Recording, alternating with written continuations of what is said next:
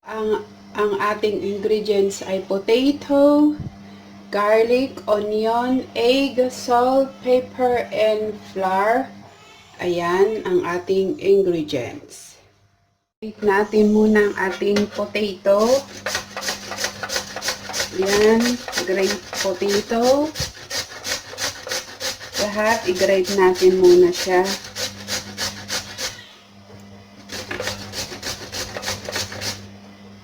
Ganyan.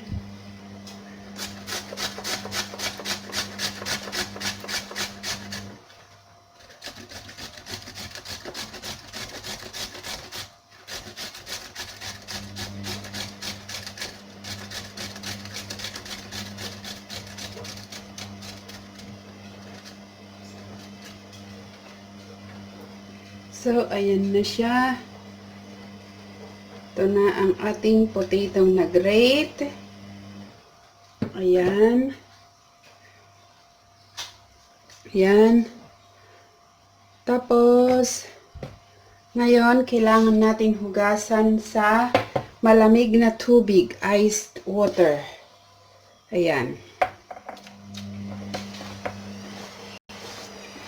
Hugasan natin sa malamig na tubig. Ayan.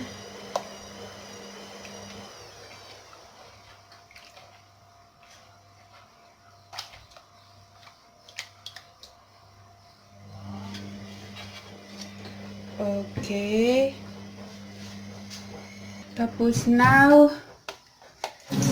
tapon natin yung tubig. Ayan. Smash natin para mawala yung tubig niya. Para hindi siya watery.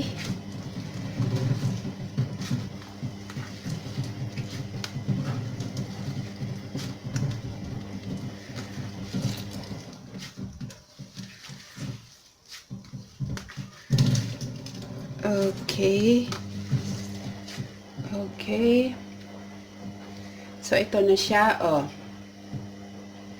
So, ito na siya. So, i-ano natin din, i-grate din natin itong ating onion.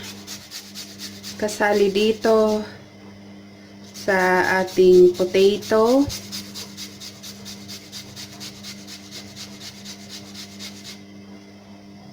Ayan, at ating garlic, ganon din. Kailangan i-grate natin para maihalo dyan sa potato.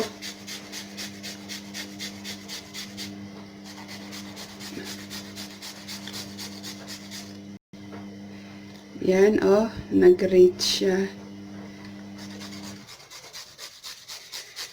2 to 3 cloves of garlic at saka yung onion.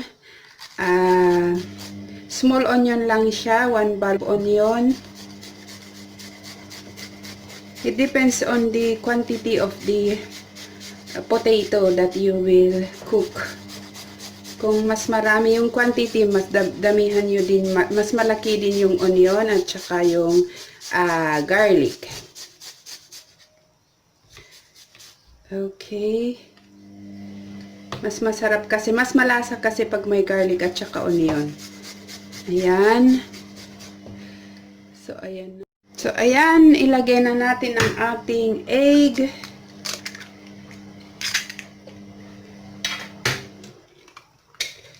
Two egg ang ilalagay ko. Lagyan natin ng salt for to taste. Yan. Pimenta. Black pepper powder. Ayan. At saka itong harina.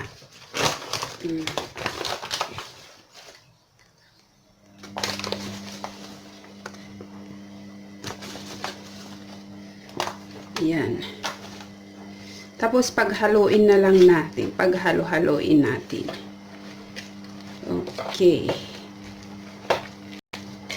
Ayan. Ang step ng paggawa ng hash brown. Okay.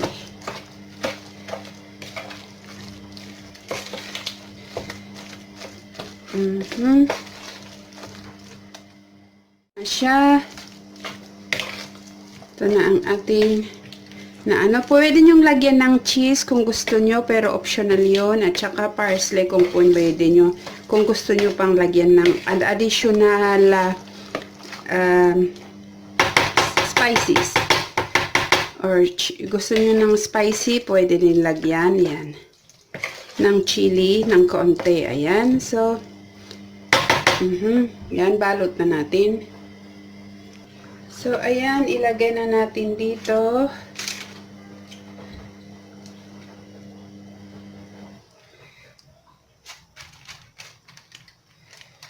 Tapos, bukas na lang natin iluto. I-ref natin muna.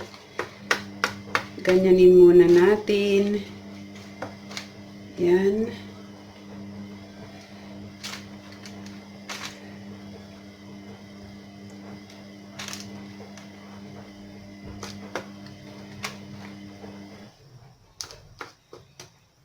Kung gusto nang ipanegosyo ito, may kiluan kayo para patas-patas yung ikilo nyo para patas-patas yung kanyang grams. Para hindi mas malaki yung isa, maliit yung isa. Ayan.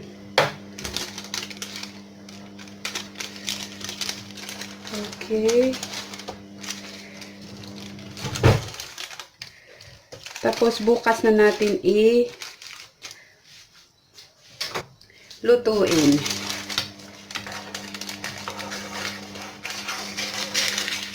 Ayan. Para tumigas siya. Mas masarap kasi. Okay, ayan. Ayan na siya. So, ayan. Ilagay na natin.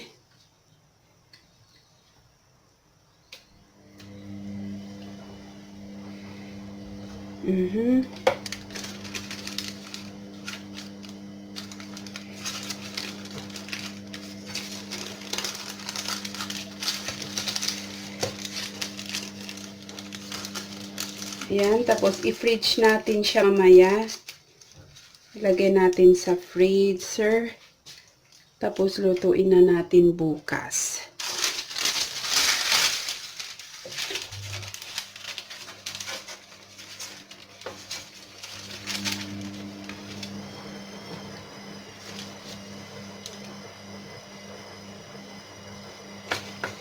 Ganun yan lang siya kasimple. Ayan. Pag pang negosyo ito gagawin nyo, pwede nyong kiluhin para pantay-pantay yung kanyang grams at yung kanyang size para hindi malaki maliit yung mga iba. Ayan. Ito Ayan.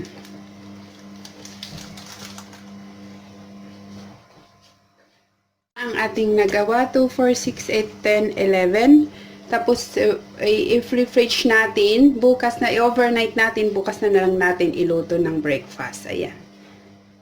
Ito na yung ating na-fridge at ipiprito natin for breakfast now. Ayan.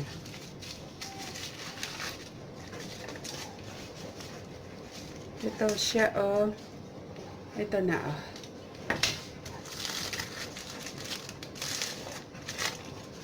Ayan siya, matigas na siya. Kaya ipiprito na natin. Prito natin siya. So, ayan, iprito natin siya.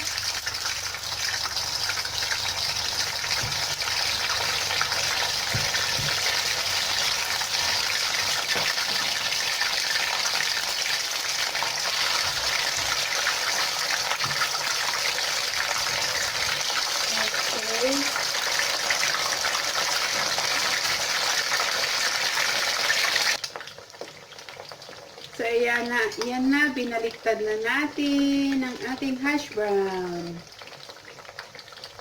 Hintayin natin mag-golden brown doon sa likod ulit, sa kabila.